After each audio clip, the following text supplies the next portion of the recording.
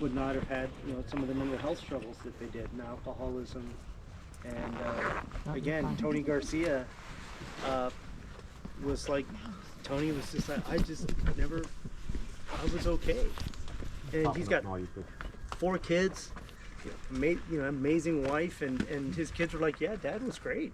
You know, we just couldn't believe he was, you know, a paratrooper in World War II, and Tony would talk about it and say, yeah, some of it was bad, but most of the guys, it was, they did really struggle. And so, you know, like any traumatic event, you know, you can get post-traumatic stress from a single event, but this is something just over and over, and it compounds.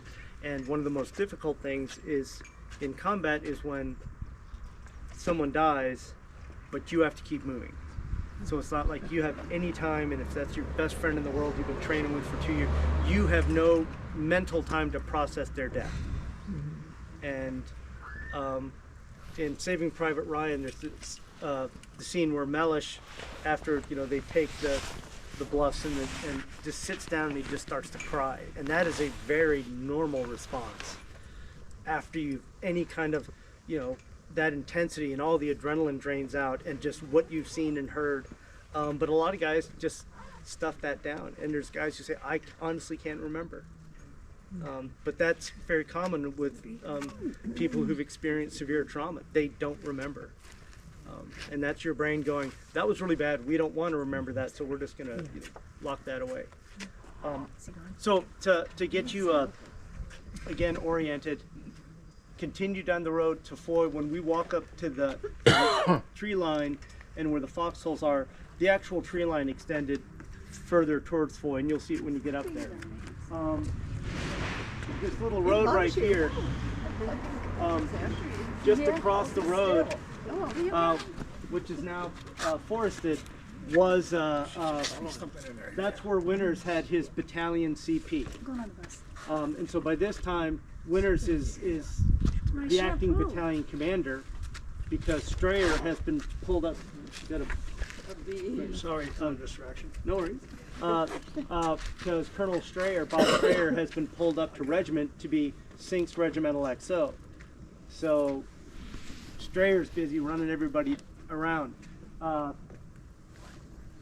Nixon, because of his drinking, has been kicked off the regimental staff and basically gets sent down to 2nd Battalion to be Winters operations officer, because they're like, you know, Winters can look after him. So that's all, I guess they've replanted there, but it was once grass. And I remember being here with Chris. He's like, Eric, I know there's a position out there. Could you, because he had been out here with Winters years before, and I'm kind of walking through the grass like this, and I just fall into a hole. He's like, "Did you find it?" Yeah.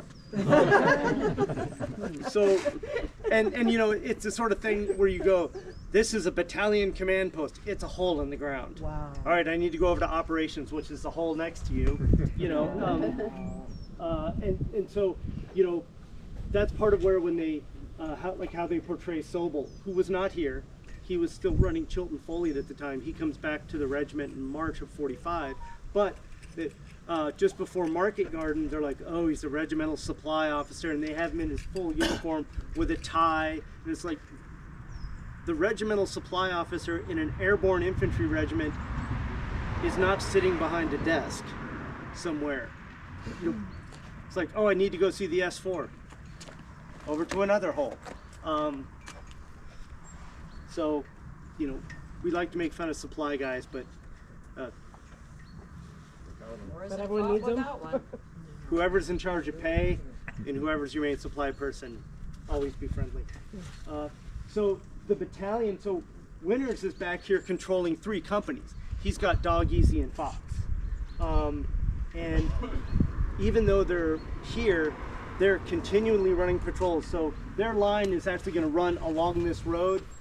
And I'll go up, show you the general area where Smokey Gordon was. He was a machine gunner, and his machine gun was oriented across the road here because that had not been cleared of the Germans. But our main line is actually towards Foy, so we'll go on and head that way.